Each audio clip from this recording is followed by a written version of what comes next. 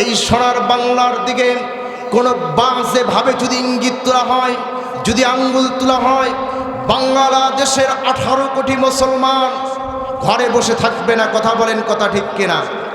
আমার বাংলাদেশকে স্বাধীন করার জন্য, স্বাধীনতার ঘোষণা দেওয়ার জন্য, ভাষা আন্দোলন করার জন্য বাঙালি জাতি যেমন জীবন দিতে পেরেছে, রক্ত দিতে পেরেছে, নিজের জানকে বিলিয়ে দিতে পেরেছে, সন্তানকে ইতিম করতে পেরেছে, স্ত্রীকে বিধবা করতে পেরেছে, বাবা মার কোল খালি করতে পেরেছে, আবার এই পার্শ্ববর্তী ইন্ডিয়ার সাদা চামড়ারা আমার দেশের দিকে যদি বাজে করে আঙ্গুল তোলে, আবার প্রয়োজন হলে 71-এর মতো 72-এর মতো কাফনের কাপড় মাথায় বেঁধে, গাদের কানসা মাথায় বেঁধে ময়দানে নেমে যাবে।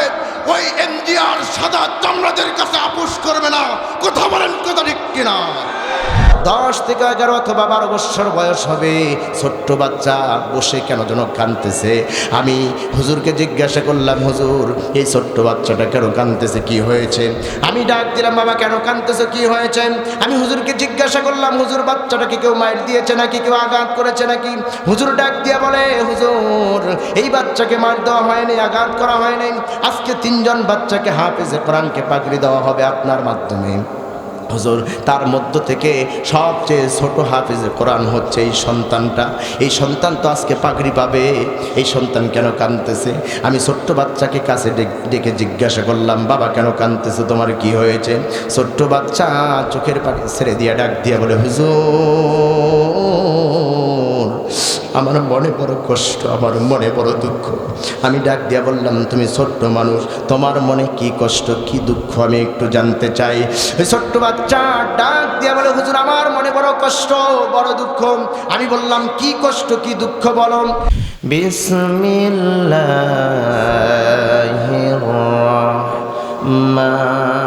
রাহমানির রাহিম। وما خلقت الجن والإنس إلا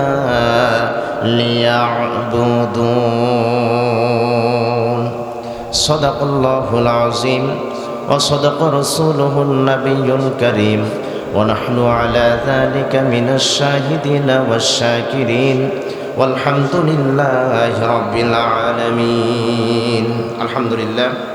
আমরা সর্বপ্রথম আল্লাহর শুকরিয়া আদায় করতে চাই যে মহান তাবারক ওয়া তাআলা আমাদেরকে এই গরমের মধ্যে, গরমকে অপেক্ষা করে এই গভীর রাতে কোরআনের কথা শোনার জন্য, বসার জন্য তৌফিক দান করেছেন। সে আল্লাহর দরবারে শুকরিয়া আদায় করি, সবাই বলি আলহামদুলিল্লাহ। নবীর প্রতি দরুদ ও সালাম পড়ি, যে নবী উম্মতের কান্ডার, রহমতের ভান্ডার, যিনার জবানের প্রতিটি কথা মানুষের মুক্তির জন্য, আখিরাতে নাজাতের জন্য, যে নবীর মাধ্যমে জান্নাতে যাওয়ার রাস্তা পেয়েছি, কোরআন পেয়েছি, হাদিস পেয়েছি। আজকে আপনি আমি নিজেকে মুসলমান বলে পরিচয় দিতে পারতেছি, সেই নবীর প্রতি দরুদ ও সালাম পড়ি, সকলে পড়ি সাল্লাল্লাহু আলাইহি ওয়াসাল্লাম। সম্মানিত মুআজ্জাজ হাজরিন, আপনারা মনে করছেন রাত হয়েছে গভীর, হুজুরও আসছে অনেক দূর থেকে, সুরে সুরে কিছু কথা বলে চলে যাবে। না, এটা ভাবিয়েন না। কিছু ওয়াজ হবে, কিছু আওয়াজও হবে। কথা বলেন, কথা ঠিক কিনা? তবে যা হবে সব হবে কথা থেকে। একটু আওয়াজ করে বলেন, একটু সকলে বলেন কথা থেকে। কোরআনের বাইরে যদি কোনো কথা বলি, আপনি নিজ থেকে মঞ্চে আসবেন, আমার গলায় পা তোড়ায় চড়াই দিবেন, জিহ্বা টেনে ছিঁড়ে ফেলবেন, টু শব্দ করব না।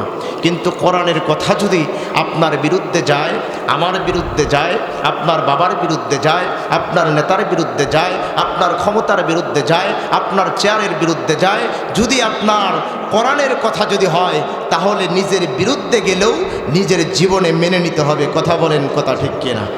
সম্মানিত মুআজ্জাজ হাজরিন, আমরা রংপুর বিভাগের মানুষ না বাইরের মানুষ? কথা বলেন।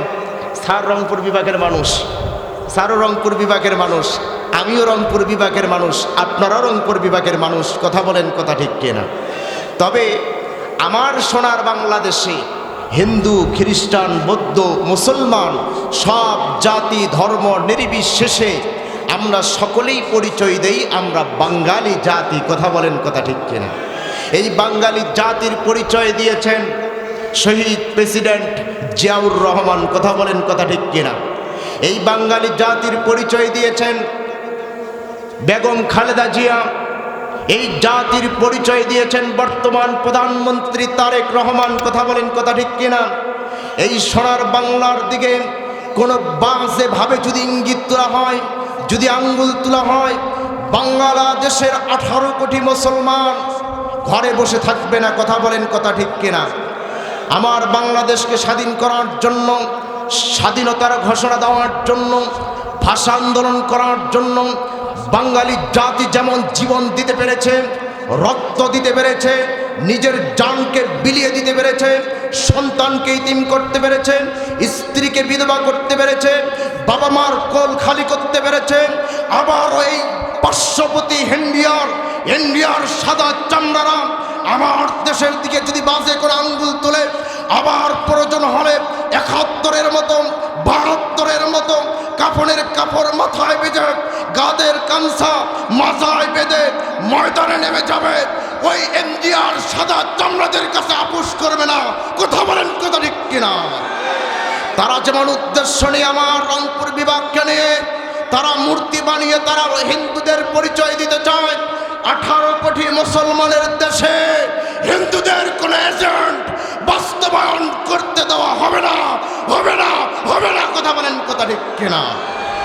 আবার সতর্ক করে দিতে চাই, আপনারা যেমন করেন আগের সাবেক সেই স্বৈরাচার নেত্রীর বেলায় মুসলমানের রক্তে হাত লাল করে বাংলাদেশে পা রেখেছেন, আগামীর দেশে হাত লাল করা তো দূরের কথা, মুসলমানের দিকে চোখ রাঙিয়ে বাংলাদেশে আসতে পারবেন না। কথা বলেন, কথা ঠিক কিনা? আমার ভাইরা সতর্ক করে দিতে চাই। আর একটু পরে দেন, আরো অনেক কথা আছে, মনে অনেক কষ্ট রংপুর বিভাগ নিয়ে। কথা বলেন, কথা ঠিক কিনা? 98% মুসলমানের দেশে মসজিদ থাকবে, মাদ্রাসা থাকবে, হিন্দুদের মন্দিরও থাকবে, মন্দিরের ভিতরে দেবীও থাকবে, মুসলমানরা বাধা দিবে না। কিন্তু দেবীর নামে ওই ইন্ডিয়ার সাদা চামড়ারা যদি 80 হাত মূর্তি বানাতে চায়, সেই মূর্তি রাস্তায় দেওয়া হবে না। কথা বলেন, কথা ঠিক কিনা? আমার ভাইরা, যেহেতু স্যার এখানে আছেন, স্যারও আছেন, স্যারের মাধ্যমে আমরা বর্তমান প্রধানমন্ত্রীর কাছে অনুরোধের সাথে জানাতে চাই, আমার দেশকে নিয়ে যদি ইন্ডিয়ারা কোনো দেশ যদি ষড়যন্ত্র করে, আপনারা সহ আমরা সহ দল মত নির্বিশেষে বাঙালি জাতি হিসাবে আমরা ময়দানে নেমে যাব, ঘরে বসে থাকবো না। রাজি আছেন কারা কারা? 2 হাত তুলে আল্লাহকে দেখান।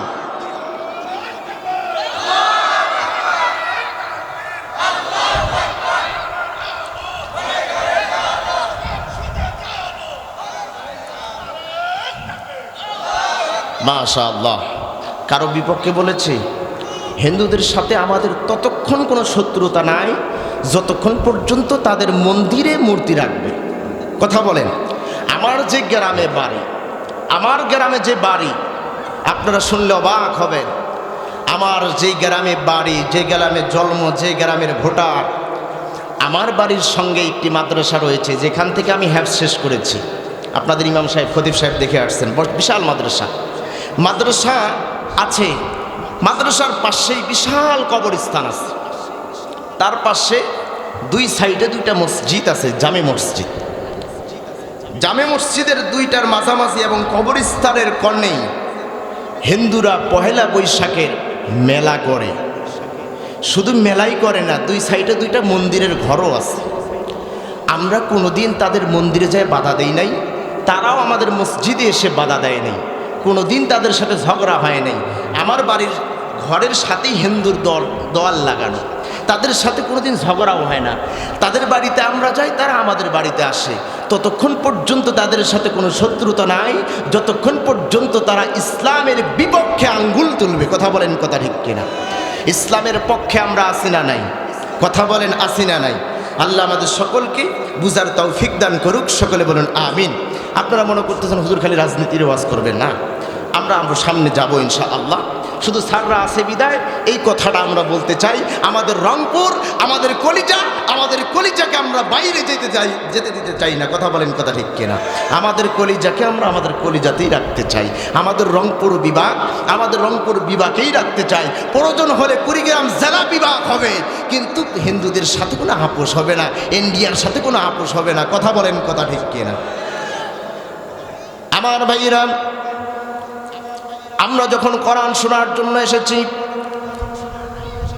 এর আগে 17 বৎসর যারা ক্ষমতায় ছিল কোরআনের কথা বলতে গেলে তারা বাধা দিত। কথা বলেন, কথা ঠিক কিনা?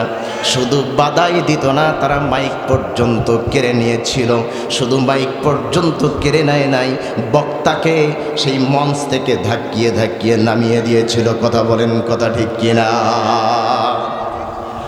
আমার আপনার নবী, বিশ্ব নবী জনাবে মুহাম্মাদুর রাসূলুল্লাহ সাল্লাল্লাহু আলাইহি ওয়াসাল্লাম যখন কোরআনের দাওয়াত দিয়েছিল, কোরআনের কথা বলেছিল, ইসলামের কথা যখন বলেছিল, কাফিরের লিডাররা আবু জেহেল, আবু লাহাব, উতবা, সাইবা সিদ্ধান্ত নিয়েছে মুসলমানরা যেখানে কোরআনের কথা বলবে, যেখানে ইসলামের কথা বলবে, সেই জায়গায় তোমরা হট্টগোল সৃষ্টি করো।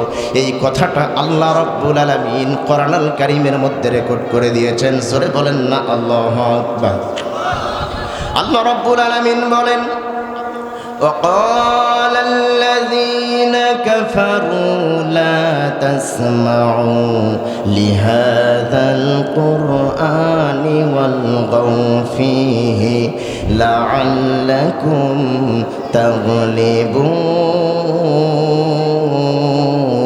تغلبون।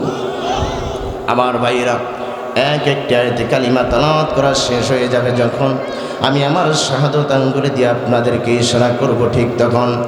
আর ইশারা করব যখন আপনারা সকলেই জবান খুলে আল্লাহু আকবার বলবেন, ঠিক তখন এই কর্মসূচি চলবে ততক্ষণ।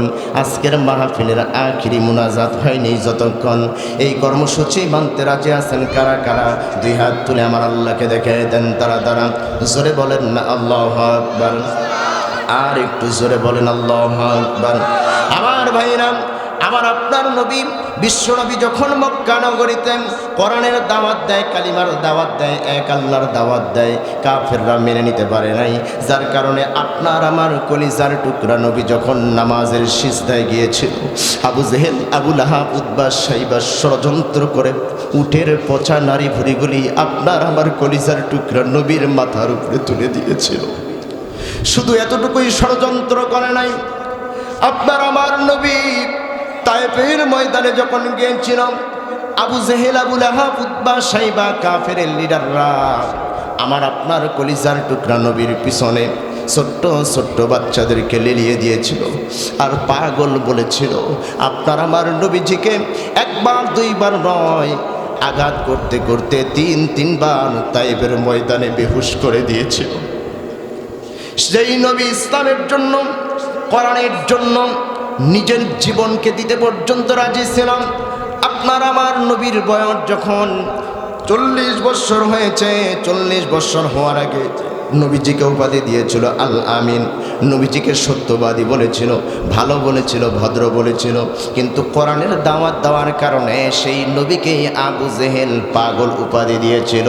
কথা বলেন, কথা ঠিক কিনা? আমার ভাইরা, আমাদের সমাজেও আমরা লক্ষ্য করে দেখেছি, মসজিদের ইমাম সাহেব যখন ইমামতি করে কোনো বাধা নাই, নামাজ পড়ায় কোনো বাধা নাই, রোজার কথা বলে কোনো বাধা নাই। আমার ভাইরা, যাকাতের কথা বলে কোনো বাধা নাই।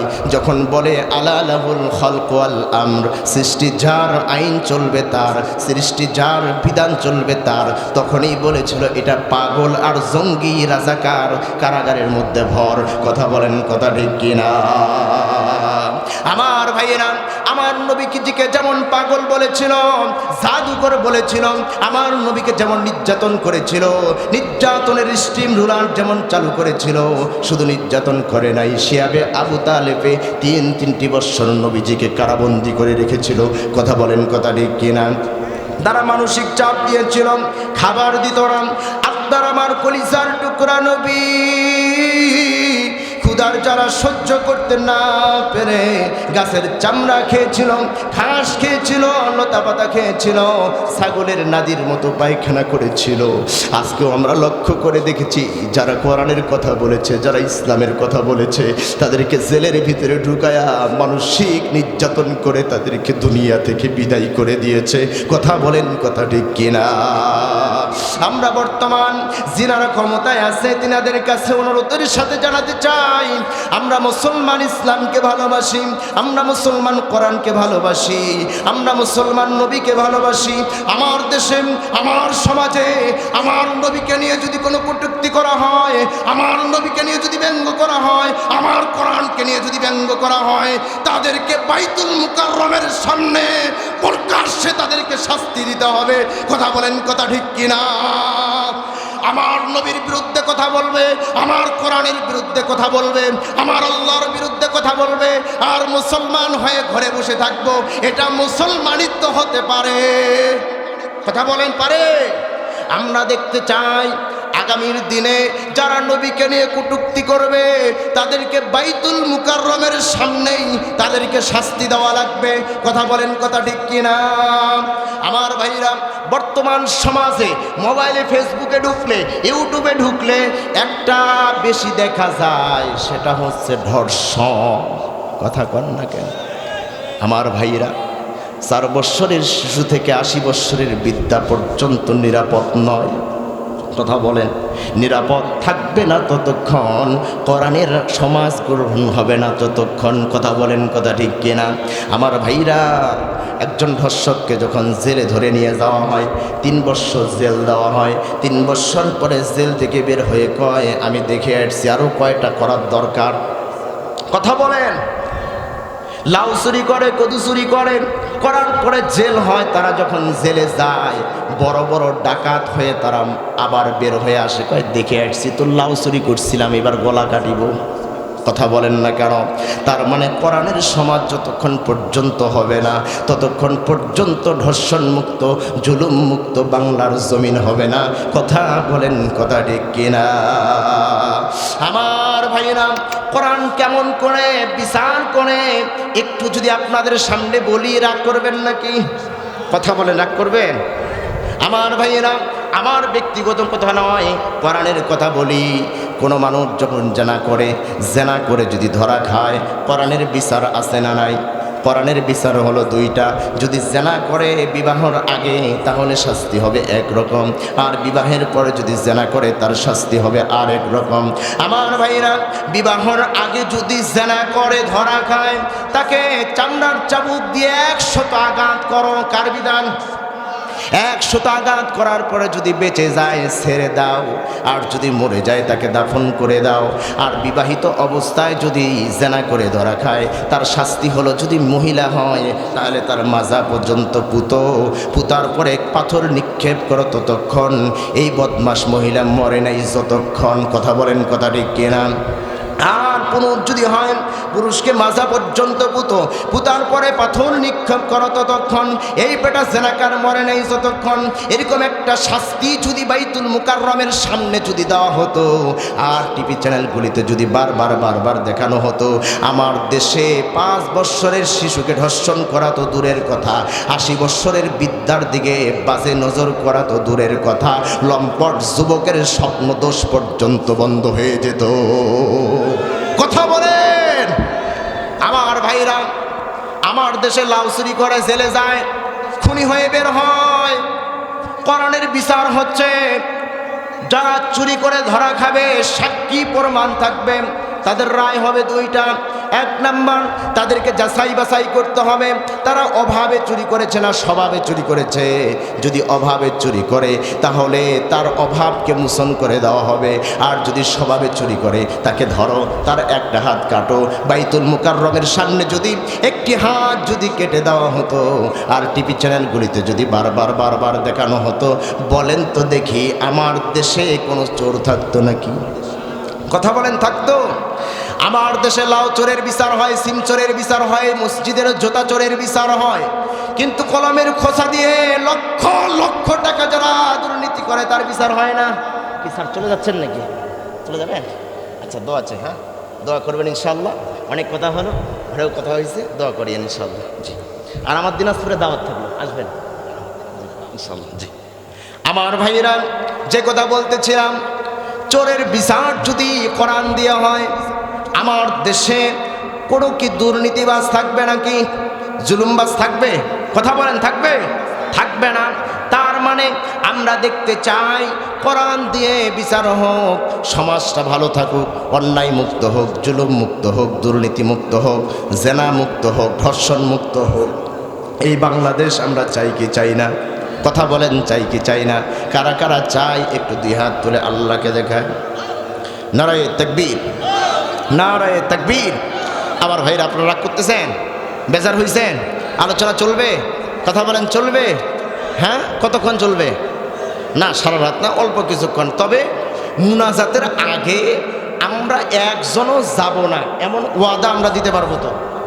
কথা বলেন, যে হুজুর আপনি আছেন যতক্ষণ, আমরা আছি ততক্ষণ। এই ওয়াদা মানতে রাজি যারা যারা, আর একটু কষ্ট দিয়ে দুই হাত তুলে দেখান তারা।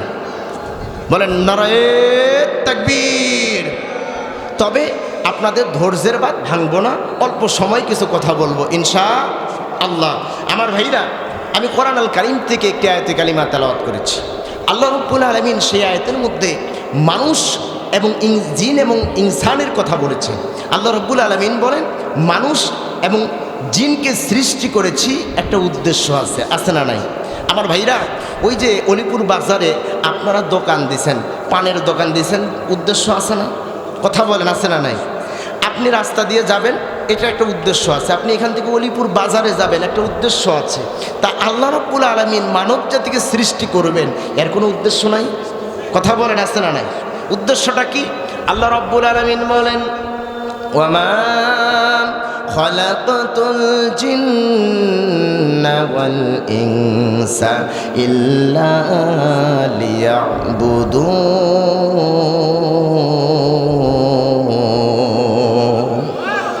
আল্লাহ বলেন, জিন এবং ইনসানকে সৃষ্টি করেছি, সৃষ্টি করার উদ্দেশ্য হলো আমি আল্লাহর ইবাদত করবে, আমি আল্লাহর গোলামি করবে, আমি আল্লাহর দাসত্ব করবে। তার মানে মানুষ এবং জিনকে সৃষ্টি করেছেন কার? গোলামি করার জন্য। কথা বলেন, কার? আল্লাহর গোলামি কেমন করে করতে হয়? মুসলমান ভাইরা আমার, আমরা নিজেকে মুসলমান বলে পরিচয় দেই। আজকে যদি মরে যাই, কবরে যাওয়ার পরে জান্নাত পাবো না জাহান্নাম পাবো, এর কোনো গ্যারান্টি আছে নাকি? কথা বলেন, আছে? এর কোনো গ্যারান্টি নাই। তবে লক্ষ্য করেন, আল্লাহ রাব্বুল আলামিন আশারে মুবাশশারা হিসাবে 10 জন পুরুষকে দুনিয়ার জমিনে জান্নাতের সার্টিফিকেট দিয়েছেন। আল্লাহর নবী, বিশ্ব নবী জনাবে মুহাম্মদুর রাসূলুল্লাহ সাল্লাল্লাহু আলাইহি ওয়াসাল্লাম এশার নামাজ শেষ করার পরে সাহাবীদের উদ্দেশ্যে ডাক দেয়া বলেন, আমার সাহাবীরা, আল্লাহর পক্ষ থেকে ফেরেশতা জিবরাইল আলাইহিস সালাতু ওয়াস সালাম এসে আমাকে একটা সুসংবাদ দিয়েছে। সাহাবীরা জিজ্ঞাসা করে, ইয়া রাসূলুল্লাহ, ইয়া হাবিবাল্লাহ, কি সুসংবাদ দিল আমরা জানতে চাই। আল্লাহর নবী ডাক দিয়া বলে, সাহাবীরা তোমরা শুনে নাও, আশারে মুবাশশারা হিসাবে 10 জন আমার সাহাবীর জান্নাতের সার্টিফিকেটের নাম সহ আমার কাছে এসেছে। জোরে বলেন না আল্লাহু আকবার। সাহাবীরা জিজ্ঞাসা করেন, ইয়া রাসূলুল্লাহ, এই যে উঠাউঠি করতেছেন কেন? ভাই, মজার কিছু কথা আছে, যুবক ভাইদের জন্য আরও মজার কিছু কথা আছে। এমন মজা আসছে, সামনে একটু আমাকে যাইতে দেন, একটু সময় দেন, দিবেন তো ইনশাআল্লাহ? উঠলে আলোচনার মুখ নষ্ট হয়ে যায়, কেউ উঠবো না। অল্প সময়, আপনাদের ধৈর্যের বাঁধ ভাঙবই না। আপনাদের চেয়ে আমার টেনশন বেশি, কারণ আমার বাড়িতে পৌঁছাইতে হবে। আমার বাড়িতে একটা মহিলা মাদ্রাসা, আমার বাসা থেকে হাফ কিলো দূরে আরেকটা ছেলে মাদ্রাসা। তার মানে 2 মাদ্রাসার গুতাগুতিতে চাপে আমি শেষ। আমার তো প্রতিষ্ঠানের টেনশন আছে, আছে না নাই? আপনাদের চেয়ে, আপনাদের বাড়ির চিন্তা চেয়ে আমার ওইটার টেনশন আরও বেশি। তাই আমার ওইখানে কয়েকশো বাচ্চার টেনশন করতে হয়। তো এই জন্য অত সময় আমি লম্বা করবো না, সংক্ষিপ্ত কথা, কেউ উঠবো না ইনশাআল্লাহ। আমার ভাইরা, আল্লাহর নবী যখন সাহাবীদেরকে বললেন, আমার সাহাবীরা, আল্লাহ রাব্বুল আলামিন আশারে মুবাশশারা হিসাবে 10 জন পুরুষের নাম সার্টিফিকেট হিসাবে আমার কাছে এসেছে। সাহাবীরা জিজ্ঞাসা করেন, ইয়া রাসূলুল্লাহ 10 জন কারা কারা, একটু নামগুলি বলে দেন। আল্লাহর নবী ডাক দিয়ে বলে, আমার সাহাবীরা, আমি যদি এই 10 জন সাহাবীর নাম বলি, বাকিগুলি তোমরা মন খারাপ করবা, তবে তোমরা শুনে নাও, আমার যতগুলি সাহাবী রয়েছে প্রত্যেকটা সাহাবীকে আল্লাহ রাব্বুল আলামিন জান্নাত দিয়ে দিবেন। বলেন সুবহানাল্লাহ। তবে আশরা মুবাশশারা হিসেবে 10 জনের স্পেশাল নাম এসেছে। সাহাবীরা ডাক দিয়ে বলেন, ইয়া রাসূলুল্লাহ 10 জনের নাম আমরা শুনতে চাই। আল্লাহর নবীকে যখন বারবার সাহাবীরা জোর করেন, আল্লাহর নবীজি নাম বলা শুরু করলেন। 1 number Abu Bakr, 2 number Omar, 3 number Usman, 4 number Ali. বলতে বলতে 10টি নাম যখন হয়ে গেল, 10টি নাম শেষ হয়ে যাওয়ার পরে একজন সাহাবী দাঁড়িয়ে গেলেন। দাঁড়িয়ে ডাক দিয়ে বলেন, ইয়া রাসূলুল্লাহ, ইয়া হাবিবাল্লাহ। আপনি 10 জন সাহাবীর নাম বললেন, 4 নাম্বার একটি নাম বলেছেন হযরতে আলী। আমি জানতে চাই সেই সাহাবীটা আমি আলী না অন্য কোন সাহাবী? আল্লাহর নবী ডাক দিয়ে বলে, ও আলী, তুমি কি তোমার নাম শুনতে পারো নাই?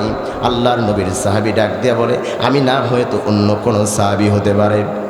আল্লাহর নবী এবার ইঙ্গিত করে বলেন, ও আমার সাহাবীর শোনো, যিনি আমার চাচাতো ভাই, যিনি মা ফাতেমার স্বামী, হাসান হুসাইনের পিতা, আমার জামাই, সেই আলীর নাম আমি ঘোষণা করেছি। জোরে বলেন আল্লাহু আকবার।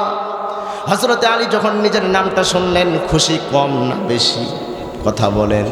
সাধারণ এসএসসি পরীক্ষায় যদি করলেন A+ পায়, খবর আছে, মিষ্টি নিয়ে কোনো দিশা পায় না। আমার ভাইরা, জান্নাতের সার্টিফিকেট পাওয়া মানুষ খুশি কম হবে না বেশি হবে? শুধু নিজে জান্নাতের সার্টিফিকেট পাওয়া মানুষ নয়, তিনার প্রাণের স্ত্রী মা ফাতেমা জান্নাতি নারীদের সর্দারানী। জোরে বলেন আল্লাহু আকবার। তিনার ঔরজ্জার সন্তান হাসান আর হুসাইন রাদিয়াল্লাহু তাআলা আনহুমা, তিনারা জান্নাতি যুবকদের সর্দার। তার মানে 4 জন সদস্য, 4 জনেই জান্নাতের সার্টিফিকেটওয়ালা মানুষ। জোরে বলেন সুবহানাল্লাহ।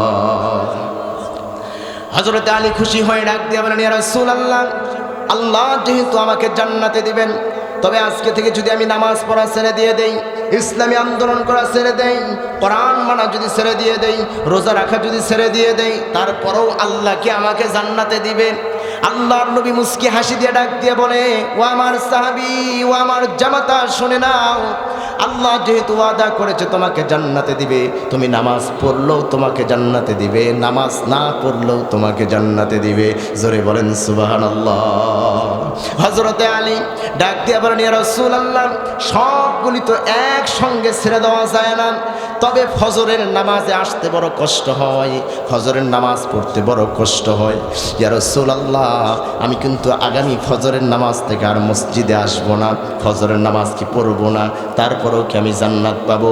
আল্লাহর নবী মুস্কি হাসি দিয়া ডাক দিয়া বলে, আলী, তারপরেও আল্লাহ তোমাকে জান্নাত দিবে। জোরে বলেন সুবহানাল্লাহ। আমার ভাইরা, এই কথা বলেন হযরতে আলী নবীর কাছ থেকে বিদায় নিয়ে বাড়িতে গেলেন। বাড়িতে যে দরজা থেকে ডাক দিচ্ছেন, ও হাসান হুসাইনের মা, ও হাসান হুসাইনের মা। ফাতেমা ঘর থেকে বের হয়ে ডাক দিয়ে বলে, প্রাণের স্বামী, আপনি তো এত খুশি কোনোদিন হন নাই, আজকে কেন এত খুশি? ডাক দিয়ে বলে, তুমিও জান্নাতি, আমিও জান্নাতি, আমাদের কলিজার টুকরা সন্তানও জান্নাতি। জোরে বলেন আল্লাহু আকবার। এই কথা শুনে মা ফাতেমাও খুশি খুশি হলেন। বাড়িতে গেলেন, খাওয়া দাওয়া করলেন, স্বামী স্ত্রী গল্প করে যখন ঘুমিয়ে গেল, হযরতে বেলাল রাদিয়াল্লাহু তাআলা যখন ফজরের আজান দিলেন, আসসালাতু খায়রুম মিনান নাওম, এই আজানের আওয়াজ হযরতে আলীর কানে যাওয়ার সঙ্গে সঙ্গে হযরতে আলী শোয়া থেকে লাফ দিয়ে উঠে বসে গিয়েছে। বলেন আল্লাহু আকবার।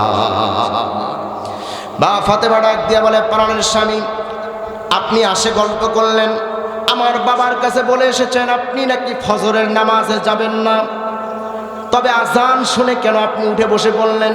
হযরতে আলী ডাক দিয়ে বলে, ফাতেমা, তুমি কি জানো না আজান শুনলে ঘুম পাড়া জায়েজ না? ফাতেমা ডাক দিয়ে বলে, তুমি নামাজেই যাবা না, আজান শোনার পরে ঘুম পাড়া জায়েজ কি আর না জায়েজ কি? নামাজ তো পড়বাই না। কিছুক্ষণ পরে মা ফাতেমা লক্ষ্য করে দেখেন হযরতে আলী উযু বানায়া মাথার মধ্যে যখন পাগড়ি পেঁচাচ্ছেন, মা ফাতেমা ডাক দিয়া বলে, প্রাণের স্বামী, আপনি নাকি নামাজে যাবেন না, কেন মাথায় পাগড়ি বেঁচান? হযরতে আলী রাদিয়াল্লাহু তাআলা আনহু ডাক দিয়া বলে, প্রাণের বিবি, আমি তো বলেছি ফজরের নামাজে যাব না, তাই বলে কি নামাজের দৃশ্যটা প্রাণ ভরে দেখতেও পারবো না। যিনি নামাজেই যাবে না, নামাজের দৃশ্য দেখার দরকারটা কি? আল্লাহর নবীর সাহাবী বাড়ি থেকে বের হলেন, মসজিদে নববীর সামনে যে আর নিজেকে কন্ট্রোল করতে পারলেন না, দৌড় দিয়ে চলে গেলেন মসজিদে নববীর বারান্দায়, যে 2 রাকাত নামাজ পড়লেন। আরেকজন সাহাবী, হাদিসের মধ্যে এসেছে, তারা কনি দিয়ে গুতা মারছেন, ও ভাই তোমার তো এখানে থাকার কথা না, এখানে কেন? হযরতে আলী ডাক দিয়ে বলে, ও ভাই আমি নবীকে বলেছি ফজরের নামাজে আসবো না, তাই বলে কি 2 রাকাত সুন্নত পড়তে পারবো না? আমি আপনাদের কাছে জানতে চাই ফজরের নামাজ আর 2 রাকাত সুন্নতের মধ্যে পার্থক্য আছে নাকি? কথা বলেন, আছে? কিছুক্ষণ পরে হযরতে বেলাল যখন আকামত দিচ্ছেন, কদ কামাতিস সালাত কদ কামাতিস সালাম, আকামত যখন দিচ্ছিলেন, হযরতে আলী আর নিজেকে কন্ট্রোল করতে পারেন নাই, সামনের কাতারে 2 জনকে ধাক্কা দিয়ে আল্লাহু আকবার বলে নিয়ত বাঁধছেন। জোরে বলেন আল্লাহু আকবার। নামাজ শেষ হয়ে যাওয়ার পরে নবীজি যখন সালাম ফিরালেন, সালাম ফিরিয়ে পিছনে ঘুরে বসেই হযরতে আলীর চোখের দিকে চোখ পড়ে গেল। আল্লাহর নবী মুস্কি মুস্কি হাসে আর ডাক দিয়ে কয়, আলী সামনের কাতারে কেন? তোমার তো আসার কথা না, তুমি সামনের কাতারে কেন? যে নামাজেই পড়বে না তার তো সামনের কাতারে আসার প্রশ্নই আসে না। হযরতে আলী রাদিয়াল্লাহু তাআলা আনহু দাঁড়িয়ে ছোট্ট বাচ্চার মতো ফুপিয়ে ফুপিয়ে কান্দে আর ডাক দিয়া বলে, নবী আমি আপনাকে বলেছি ফজরের নামাজে আসবো না, খুব চেষ্টা করেছি বিছানায় শুয়ে থাকার জন্য। বেলাল যখন আযান দিয়েছে, কে যেন আমার গায়ের মধ্যে আগুন লাগিয়ে দিয়েছে, আমি আর বিছানায় থাকতে পারলাম না। উঠে মসজিদ নববীর সামনে পর্যন্ত আসলাম, সামনেও থাকতে পারলাম না। যতক্ষণ পর্যন্ত নামাজে না আসলাম ততক্ষণ পর্যন্ত আমার হৃদয়টা কেন যেন ঠান্ডা হয় না। ইয়া রাসূলুল্লাহ, আমি আলী নামাজ ছেড়ে দিতে চাইলে কি হবে? নামাজ আমি আলীকে ছেড়ে দেয় নাই, আমি আলীকে নামাজ ঘর থেকে বিছানা থেকে টেনে মসজিদ পর্যন্ত নিয়ে এসেছে। একটু জবান খুলে বলেন না আল্লাহু আকবার। চিন্তা করেন, জান্নাতের সার্টিফিকেট পাওয়া মানুষ নামাজ পড়লেও জান্নাতি, না পড়লেও জান্নাতি, রোজা রাখলেও জান্নাতি, না রাখলেও জান্নাতি, দান করলেও জান্নাতি, না করলেও জান্নাতি। তারপরও নামাজ এক ওয়াক্ত ছাড়ে নাই। কিন্তু বেলা আমাদের সমাজের মসজিদে যখন আজান হয়, ও ভাই আপনি কিসের সার্টিফিকেট পেয়েছেন? আপনি আজান শোনার পরে কেন মসজিদে যান না, কেন নামাজে যান না? মুয়াজ্জিন আল্লাহু আকবার আল্লাহু আকবার বলে আল্লাহ বড় বলে ঘোষণা দেয়। আপনি আওয়াজ শোনার পরেও ঘরে শুয়ে থাকেন, আপনি মসজিদে যান না, নামাজ আদায় করেন না। আপনার কিসের অহংকার, কিসের ক্ষমতা? আপনি কি জান্নাতের সার্টিফিকেট ওই আলীর মতো পেয়েছেন নাকি? কথা বলেন না কেন? আমার ভাইরা, দুঃখজনক হলেও সত্য কথা, আমার সমাজের যুবক ভাইদেরকে আজান হওয়ার পরে যদি বলি ভাই চলেন মসজিদে যাই, অনেক যুবক ভাই বলে, ভাই হুজুর আমার কাপড় ঠিক নাই। আছে না নাই? তার মানে এই শয়তান পেশাব করে পানিয়ে নেয় নাই। কথা কয় না কেন? আমার ভাইয়েরা, প্রস্রাব করে পানি নেয় নাই, প্রস্রাব করে পানি না নেয় যারা, এরা পবিত্র না অপবিত্র? কথা বলেন না কেন? অপবিত্র। আবার আমার সমাজে ডিজিটাল যুবক হচ্ছে তারা, যার মাথার চুল কারা বাঁকা আর বড়। কথা কন না কেন? শুধু বড় না, আরও আছে ডিজাইন। আমার দিকে দেখেন, ওদের শার্টে যত ছিঁড়া সেই শার্টের দাম তত। কথা কয় না? যেই প্যান্ট যত ছিঁড়া সেই প্যান্টের দাম তত। যেটা বেশি চকচকা সেটার দাম নাই, যেটা ছিঁড়া বেশি সেটার দাম বেশি। কথা বলেন, কথা ঠিক কিনা? তার মানে আমার দেশের যুবকরা, তাদের চরিত্র নষ্ট, তাদের চোখও নষ্ট, তাদের কানও নষ্ট, তাদের বিবেকও নষ্ট। কথা কয় না? আচ্ছা বলেন, ছিঁড়া প্যান্ট যখন পরে আর রাস্তা দিয়ে যায়, মনে হয় ওকে কুকুরে ধরে খামসা মারছে। কথা কয় না? কুকুরে ধরে খামসা দিলে তো এরকম হয়, ছিঁড়ে। আরে যুবক ভাই, টাকা দিয়ে ছিঁড়া প্যান্ট কিনো কোন সাহস? টাকা দিয়ে জোড়া দেওয়া শার্ট কিনো কোন ভাবে? রসুলের সুন্নাহ দিয়ে নিজের জীবনটাকে সাজানোর দরকার। বলেন তো আছে না নাই? কথা বলেন না কেন? আবার যুবকরা গার্লস স্কুলের সামনে, হাই স্কুলের সামনে ইতিমের মতো দাঁড়ায়, নাই মনে হয়, কথা বলেন না কেন? ইতিমের মতো দাঁড়ায় আর কয়, সকিনা তোমারে না দেখলে আমার মন ভালো লাগে না। আবার মোবাইল যখন হাতে পায়, মোবাইল হাতে পাওয়ার পরে আপনি বাবা, আপনার স্ত্রী, তার মা চিন্তা করে আমার সন্তান বই হাতে নিয়ে খুব লেখাপড়ায় ব্যস্ত, কিন্তু মোবাইলটা বইয়ের ফাঁকে আছে না নাই? কথা বলেন। শুধু বইয়ের ফাঁকে শুধু মোবাইলই রাখে নাই, মোবাইলে আবার SMS-ও করতেছে, ও সকিনা রাত্রি কি দেখা করা যাবে না? চলো পার্কে যাই। রাত্রে যদি না যাও অন্তত পক্ষে রাত বিকাল 3টার সময় যাই। আপনাদের অলিপুরে পার্ক আছে না না? এই পার্কের গোড়ায় যাবেন, দেখবেন জোড়ায় জোড়ায় বসে আছে না নাই? আচ্ছা বলেন, জোড়ায় জোড়ায় যেটা বসে আছে দেখবেন এটার একটারও বিয়ে হয় নাই, তারা ওই কথা কয় না। জোড়ায় জোড়ায় বিবাহিত একজনও নাই, আছে? আচ্ছা বউ নিয়ে কেউ পার্কের জোড়ায় জোড়ায় বসে থাকে?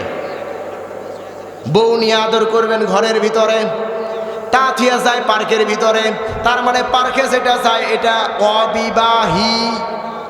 সবাই বলেন অবিবাহী। ভ্যা, সবাই বলেন ভ্যা, আর একটু জোরে বলেন ভ্যা।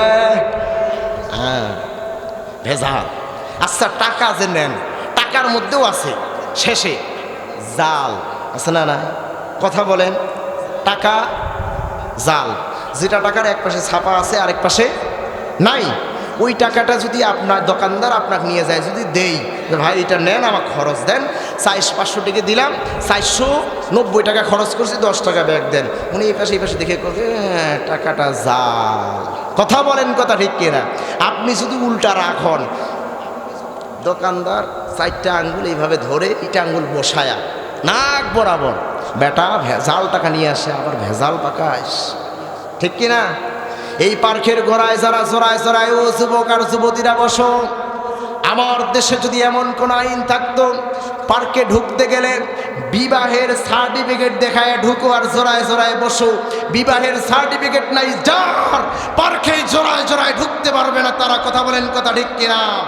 আপনি একটা মোটরসাইকেল 1 লাখ 1.5 লাখ টাকা 3 লাখ টাকা দামের মোটরসাইকেল রাস্তা দিয়ে যাওয়ার সময় সার্জেন্ট যদি কাগজ দেখতে পারে, ড্রাইভিং লাইসেন্স দেখতে পারে, একটা কলিজার টুকরা সন্তান কোথায় যায় আমার দেশের পুলিশরা তা দেখে না। কথা বলেন, কথা ঠিক কিনা? আমার ভাইরা, এই ধর্ষণ ততক্ষণ পর্যন্ত বন্ধ হবে না, বাল্য প্রেম যতক্ষণ পর্যন্ত আমরা বন্ধ করতে না পারি। কথা বলেন, কথা ঠিক কিনা? আমার ভাইরা, বাল্য প্রেম আবার বন্ধ করবেন কেমন করে? শুধু যুবকদের দোষ তা কিন্তু না ভাই, একজনও উঠিয়েন না, মজার আরো কথা আছে, আরো মজার কথা আছে। আমার ভাইরা, যুবতীরা তাদের ওড়না থাকার কথা মাথায়, বুকে, পিঠে। কথা বলেন, কথা ঠিক কিনা? তাদের এক জায়গায় নাই, রাখছে গলার মধ্যে ফেলায়। কথা বলেন, কথা ঠিক কিনা? পর্দার বালাই নাই, তারা রাস্তা দিয়ে যখন যায় এত সুন্দর করে সাজে আর পারফিউম মাখে, তাদেরকে দেখলে যুবকরা 80 বৎসরের পুরা পর্যন্ত যুবক হয়ে যায়। কথা বলেন, কথা ঠিক কিনা? আর একবার চিন্তা করে যে শেষ বয়সে আর একটা শ্বাস নেওয়ার দরকার, শেষ বয়সে আর একটা শ্বাস নেওয়ার দরকার। আরেকটা বলেন, এই যে মোটা একটা গাছ দেখা যাচ্ছে, কি গাছ বলেন এটা? পিছনে দেখেন কি গাছ? মোটা গাছটা, ওই যে ইকলারটার, এই মোটা গাছটার কি বেড়ার দরকার আছে? কথা বলেন, আছে? গাছের বেড়ার দরকার? এই দেখেন আরেকটা চিকন গাছ আছে না? ওই গাছটার বেড়ার দরকার। যদি ওইটার বেড়া না দেন, ছাগল আসে কালকে লম্বা হবে, হওয়ার পরে মাথাটা হালাবে, আগালটা খায় ফেলাবে। কথা বলেন, কথা ঠিক কিনা? খাবে, কারণ ওই গাছটার বেড়ার দরকার আছে। আমার সমাজে লক্ষ্য করে দেখবেন 80 বৎসরের দাদির গায়ে কালো বোরখা, চোখ পর্যন্ত ঢাকা, আর 18 বৎসরের নাতনি তার গায়ে একেবারে ফাঁকা। কথা বলেন না কেন? বুড়া আম গাছের যেমন ঘেরার দরকার হয় না, 80 বৎসরের বিদ্যার বোরখার দরকার হয় না, 18 বৎসরের যুবতীর বোরখার দরকার আছে না নাই? কথা বলেন, আছে না নাই? আবার সমাজে লক্ষ্য করেন, ছেলে বিয়ে করার সময় নেককার বৌমা খুঁজে, ঠিক কিনা? মেয়ে বিয়ে দেওয়ার সময় নেককার জামাই খুঁজে, কিন্তু বিয়ের আগে আপনার ছেলে কি করলো সেটা দেখলেন না, আপনার মেয়ে কি করলো সেটা দেখলেন না। আপনি নেককার খুঁজলেন, আর বিয়ের আগে কি আকাম কুকাম করলো একটাও খুঁজলেন না। এটা বিয়ের পরে কি ভালো হওয়ার কথা? কথা বলেন কথা। মা বোনদের পর্দায় থাকার দরকার বলেন তো আছে না নাই? কথা বলেন আছে না নাই? আল্লাহর নবী বিশ্ব নবী জনাবে মুহাম্মদুর রাসূলুল্লাহ সাল্লাল্লাহু আলাইহি ওয়াসাল্লাম সাহাবীদের সামনে একদিন একটি হাদিস বললেন। ক্বালা রাসূলুল্লাহ সাল্লাল্লাহু আলাইহি ওয়াসাল্লাম আদ-দাউসু লা ইয়াদখুলুল জান্নাহ। আল্লাহর নবীজি বললেন, ও আমার সাহাবীরা, এক ধরনের দাউস আছে, আল্লাহ তাদেরকে জান্নাত দিবে না এবং জান্নাতের সুখ ঘেরানো তারা পাবে না। আল্লাহর নবীর সাহাবীরা ডাক দিয়ে বলেন, ইয়া রাসূলুল্লাহ, দাউস কোন, পুরুষ বা নারী? আল্লাহর নবী ডাক দিয়ে বলেন, দাউস কোনো নারী না, দাউস হচ্ছে ওই সমস্ত পুরুষ যাদের অধীনে নারীরা থাকে কিন্তু নারীরা পর্দা করে না, তারাই হচ্ছে দাউস। আর এই দাউস পুরুষরা কোনোদিনও আল্লাহর জান্নাতে যেতে পারবে নাকি? কথা বলেন পারবে? আপনার বউ যখন মার্কেটে যায় কি পরে যায় আপনার দেখার দরকার আছে না নাই? আপনার বউ বোরকা পরে গেল না প্যাট পিঠ বের করে শাড়ি পরে মার্কেটে গেল সেটা দেখার দরকার আছে না নাই? আবার আপনি যদি কন, ও প্রাণের বিবি, আমি তোমার জন্য একটা শাড়ি কিনে আনছি, শাড়িটা একটু নাও। কয়, এই শাড়ি আমার পছন্দ হয় নাই, তুমি আমাকে টাকা দাও, আমি এমন একটা হাসি দেব আমার হাসিতে দোকানদার 1000 দাম কম কবে। কথা কয় না? আপনি পুরুষ মানুষ অলিপুর বাজারে গেছেন, যাওয়ার পরে কাপড়ের দোকানে বিবির জন্য শাড়ি কিনবেন, নিজের জন্য লুঙ্গি কিনবেন, দোকানদার আপনার কুছেও না, নাই মনে হয় আমার। আর আপনার বউ বিটিক পাঠিয়ে দিয়েছেন, আফা আসসালামু আলাইকুম, আফা আসছেন, বসেন বসেন, কি নেবেন? লম্পট দেখেন, আরও কত রকমের বান্দর দেখবেন। ওই আবার শাড়িটা খোলার পরে নিজের শরীরে একটা প্যাচ দেয়, দিয়ে কয়, ভাবি এই শাড়িটা যদি আপনি পরেন না হেভি লাগবে। কথা কয় না? আপনার বউ বেটিক পাঠিয়ে দিলেন বেপরদায়, আর দোকানদার দেখে মাপ নিয়ে নিছে চোখ দিয়া যে শাড়িটা পরলে কেমন দেখা যাবে তার ফায়সালা দিয়ে দিল, ভাবি হেভি লাগবে। কথা বলেন না কেন? দাউস এই সমস্ত পুরুষ যারা নিজে ঘরে থাকে আর তার বিবিকে মার্কেটে পাঠায়, দাউস এই সমস্ত পুরুষ, আর এরা জান্নাতেও যাবে না, জান্নাতের সুগ্রাণও পাবে না। ঘোষণাটা রাসূলুল্লাহ সাল্লাল্লাহু আলাইহি সাল্লামের। কথা বলেন কথা ঠিক কিনা? আমার ভাইরা, আপনার ঘরের মেয়ে কম দামি না বেশি দামি? কথা বলেন। আরেকটা কথা মনে রাখবেন, গরিবের বউ বেটিরা যতটুকু ঢাকা দেয়, কিন্তু কিছু বড় লোকের আছে এরা দেয়। বড় লোকের গাড়ি দামি, বাড়ি দামি, টাকা দামি, গয়না দামি, এরপরে হার দামি, এরপরে যা আছে সব দামি, তাদের বউ আর বেটি কম দামি। যখন মার্কেটে যায় পাতলা কাপড় পরে তারা মার্কেটের মধ্যে যায়, তাদের চেহারা দেখলে মুসিরা পর্যন্ত মিকমিকায় হাসে আর কয় দেখলাম। কথা কয় না? আবার কিছু লম্পট যুবক আছে, ওরা ফির কি কয় জানেন? কয়, দেখি আমরা আর ভালো বউ পায় হুজুররা। দেখে ওরা আর ভালো বউ পায় কারা? আচ্ছা, হুজুরের বউ কালো না ধলা না ফর্সা দেখছেন?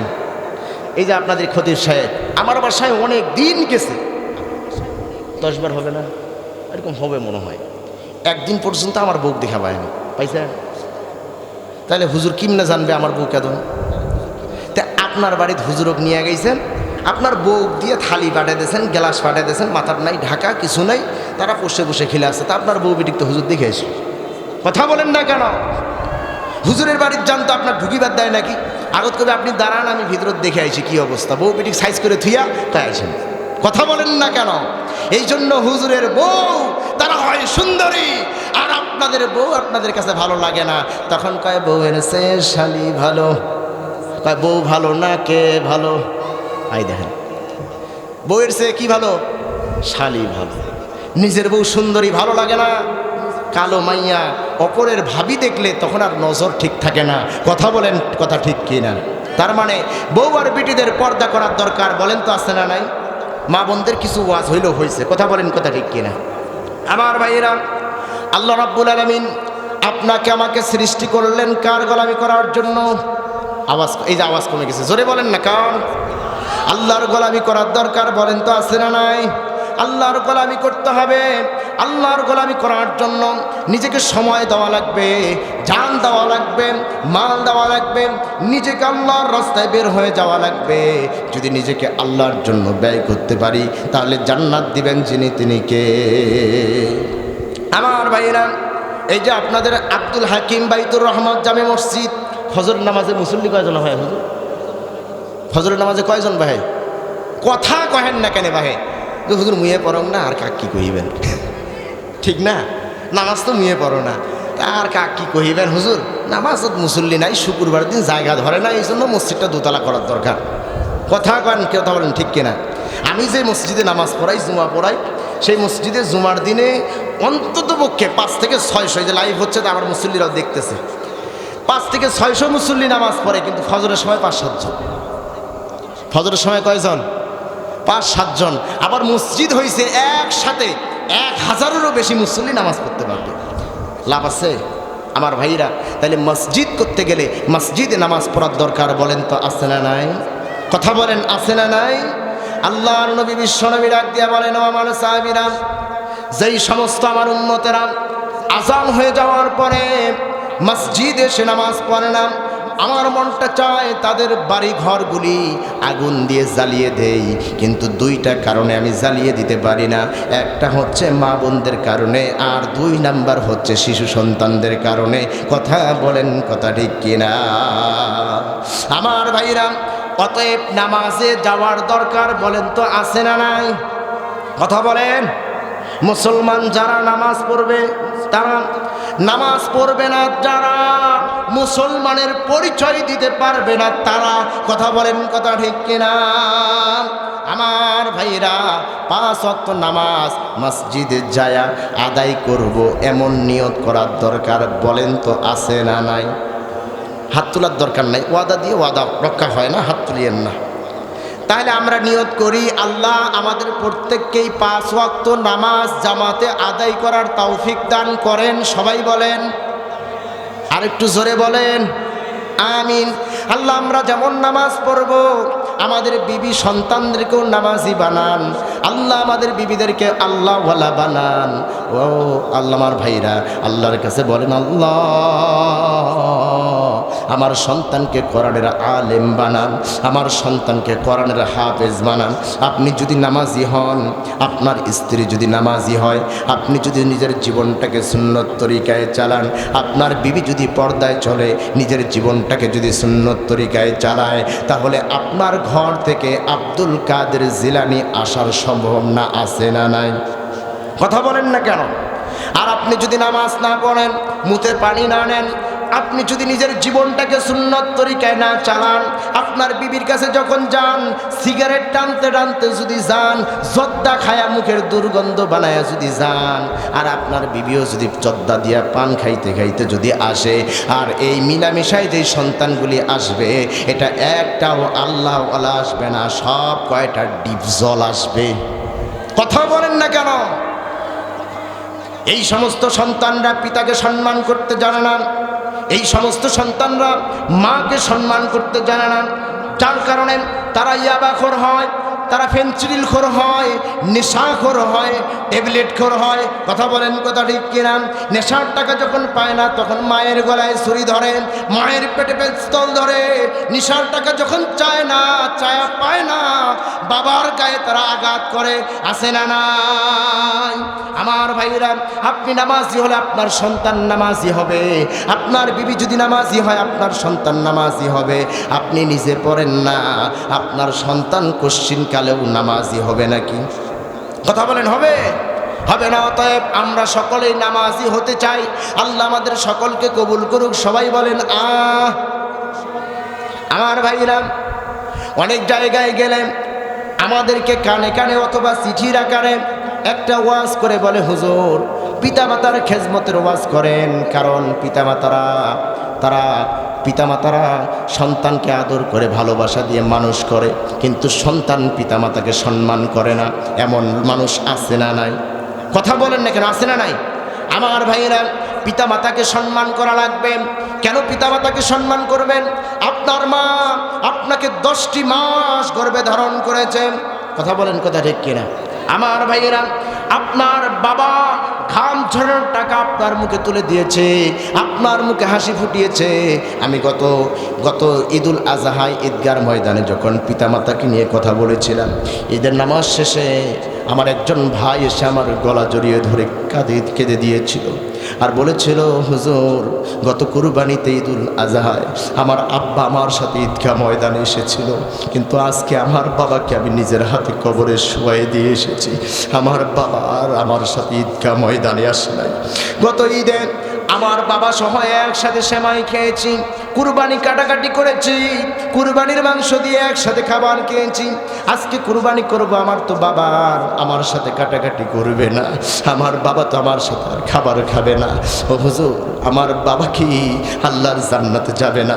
আল্লাহর নবী বলেছেন, আমার ভাইকে আমি সান্ত্বনা দিলাম, ভাই শোনো, আল্লাহর নবী বলেছেন কোনো পিতামাতা মারা যাওয়ার পরে কোনো সন্তান যদি পিতামাতার জন্য দোয়া করে, সেই দোয়া আল্লাহ রব্বুল আলামিন খালি হাতে ফিরায় দেয় না। আপনি আপনার পিতামাতার জন্য দোয়া করে, আপনার পিতামাতাকে আল্লাহ যেন মাফ করে জান্নাতি বানায় দেয়। একটু সকলে বলেন না আমিন। আমার ভাইরা, আর কথা লম্বা নয়, সংক্ষিপ্ত কথা। আপনাদের পার্শ্ববর্তী উপজেলা কি উপজেলা বলেন তো? সকলে বলেন না, চিলমারি আছে না? আমার ভাইয়েরা, পার্শ্ববর্তী আপনার অলিপুর অথবা চিলবানি পার্শ্ববর্তী নদী আছে। আমি আজ থেকে আরো কয়েক বছর আগে সেই জায়গায় মাহফিল করতে এসেছিলাম। নতুন একটা মাদ্রাসা হয়েছে, সেই মাদ্রাসা থেকে হাফিজ কোরআন বের হয়েছে। সেই হাফিজ কোরআনকে পাকড়ি দেওয়ার উদ্দেশ্যে এই মাদ্রাসার মাহফিল করবে। আমার ভাইরা প্রধান বক্তা হিসেবে দাওয়াত দিল। আমি যখন মাহফিলে গেলাম, যাওয়ার পরে আমাকে বলতেছে, হুজুর আপনাকে 10টার মধ্যে দিব। আমি বললাম আলহামদুলিল্লাহ, কোনো সমস্যা নাই। কিছুক্ষণ পরে সে আরেকজন ভাই ডাক দিয়ে বলতেছে, হুজুর আর একটু দেরি করে দিব। আমি বললাম তাও সমস্যা নাই। আর একজন ভাই এসে বলতেছে, হুজুর 10:30টায় দিব, আপনি যদি মনে কষ্ট না নেন। আমি বললাম ভাই 10:30টাও দিলে আমার মনে কোনো কষ্ট নাই, মাদ্রাসার জন্য কালেকশন করতেছে, কোনো সমস্যা নাই। আর একজন ভাই এসে ডাক দিয়ে বলতেছে, হুজুর আমাদের এই মাদ্রাসাটা বালুর চরের উপরে, নদীর উপরে, একটু মাদ্রাসাটা একটু ঘুরে দেখেন। আমি বললাম চলেন মাদ্রাসাটা একটু ঘুরে দেখি। মাদ্রাসাটা ঘুরে দেখানোর জন্য যখন আমাকে নিয়ে গেল, আমাকে পরিচয় করাই দিচ্ছে, হুজুর এটা নুরানি খানা, এটা নাজরা খানা। হ্যাফজ বিভাগে যখন ঢুকলাম, ঢুকে লক্ষ্য করে দেখি হ্যাফজ বিভাগ ঘরের ভিতরে একটি ছোট্ট বাচ্চা, 10 থেকে 11 অথবা 12 বছর বয়স হবে, ছোট্ট বাচ্চা বসে কেন যেন কাঁদতেছে। আমি হুজুরকে জিজ্ঞাসা করলাম, হুজুর এই ছোট্ট বাচ্চাটা কেন কাঁদতেছে, কি হয়েছে? আমি ডাক দিলাম, বাবা কেন কাঁদতেছে, কি হয়েছে? আমি হুজুরকে জিজ্ঞাসা করলাম, হুজুর বাচ্চাটাকে কেউ মাইর দিয়েছে নাকি, কেউ আঘাত করেছে নাকি? হুজুর ডাক দিয়ে বলে, হুজুর এই বাচ্চাকে মার দেওয়া হয়নি, আঘাত করা হয়নি। আজকে 3 জন বাচ্চাকে হাফেজে কোরআনকে পাগড়ি দেওয়া হবে আপনার মাধ্যমে।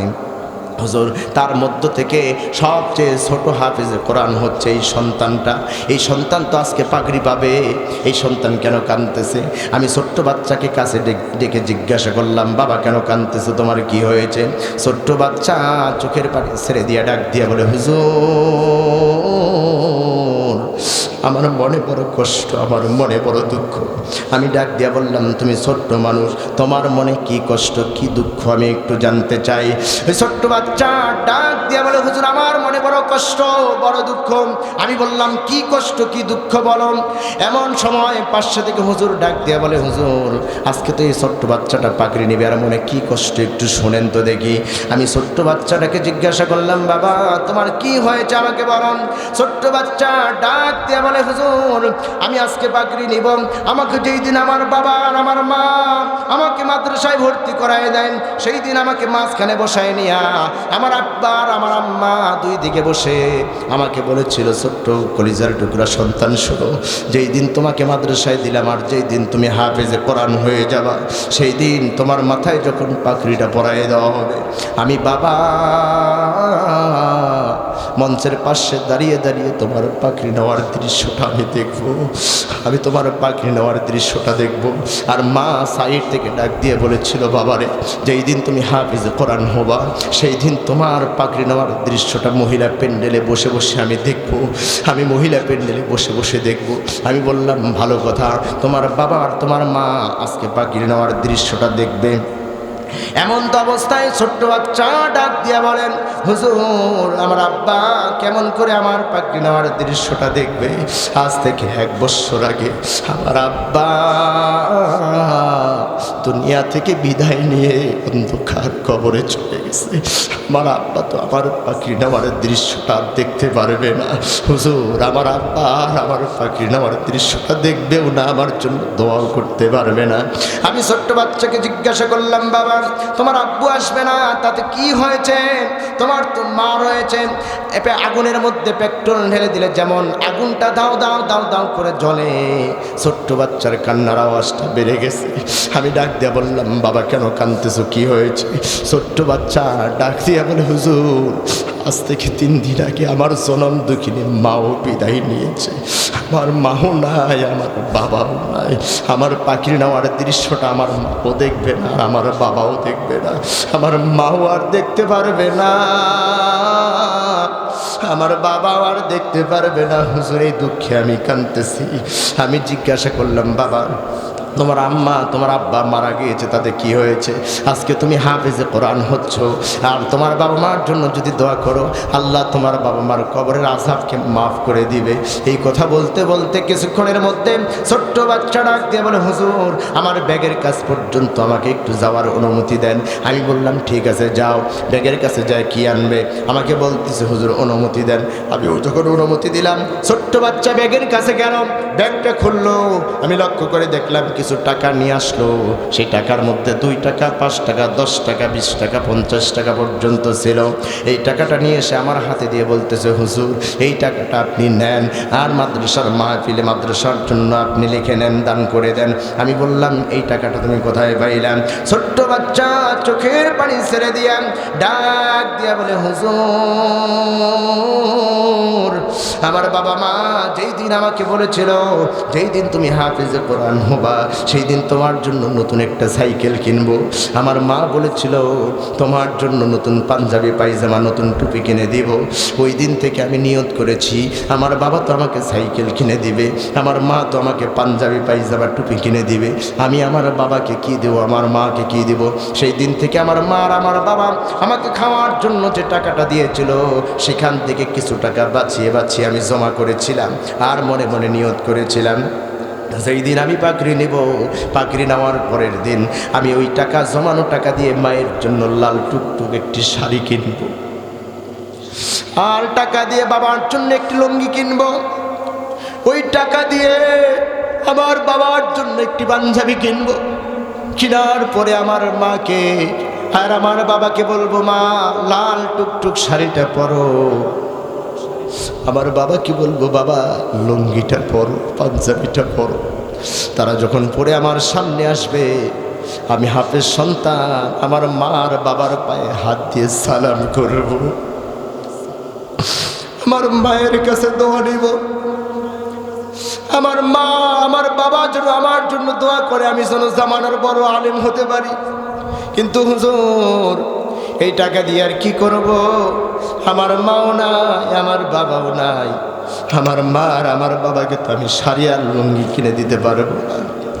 অতএব এই টাকাটার বিনিময়ে আমার মাদ্রাসায় দিলাম। আমার ওস্তাদ বলেছে কোনো পিতামাতার জন্য কোনো সন্তান যদি আল্লাহর রাস্তায় কিছু ব্যয় করে, আল্লাহর জন্য যদি কিছু খরচ করে, এই খরচের বিনিময়ে আল্লাহ তার পিতা মাতার কবরের আযাবকে মাফ করে দেয়। জোরে বলেন সুবহানাল্লাহ। আমার ভাইয়েরা এখানে যারা আছেন অনেকেরই বাবা নাই, অনেকেরই মা দুনিয়া থেকে বিদায় নিয়ে চলে গেছে। মা কবর থেকে ডাক দেয়া বলে, কলিজার টুকরা সন্তান আমি নিজে না খাইয়া তোকে খাওয়াইলাম, আমি নিজে ভালো পোশাক না কিনে তোমাকে কিনে দিলাম। আজকে ওই যে আব্দুল হাকিম বাইতুর রহমত জামি মসজিদের মাহফিলে বসছো, মসজিদটা ভেঙেছে, মসজিদের কাজ করবে, সেই মসজিদের জন্য 10,000, 20,000, 30,000, 40,000, 5,000, 500, 100 টাকা দিয়ে ওই মায়ের জন্য বাবার জন্য শরিক হয়ে যাও, আর আমার জন্য দোয়া করো আল্লাহ যেন আমাদের কবরের আযাবকে মাফ করে দেয়। আপনি আমি যদি এমন নিয়ত করি, বলেন তো দেখি মা বাবার কবরের আযাব মাফ হবে কি হবে না?